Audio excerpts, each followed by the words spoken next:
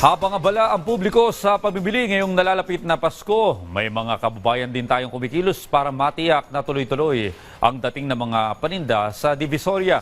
Kung sino-sino sila, alamin sa report ni Denise Osorio.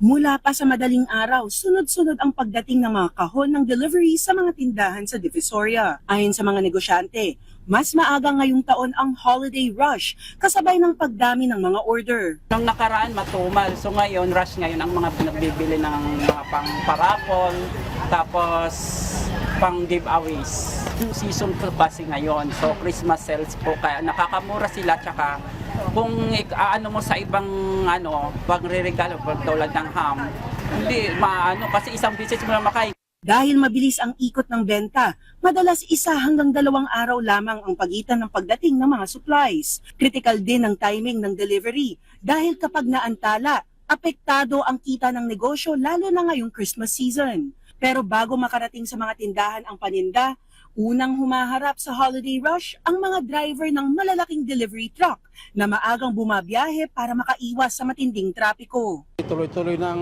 deliver namin ngayon. Dadating kami dito mga alas 6 na. Pag kasi tanghali, pag dumaan kami dyan pag tanghali, hindi masyado. Pero pag rush hour na, yun doon ang traffic. Habang lumilipas ang oras at dumarami ang sasakyan sa kalsada, mas bumabagal ang galaw ng deliveries. Ngunit tuloy-tuloy pa rin ang pagbaba ng kahon at paglipat ng mga paninda papasok sa mga tindahan.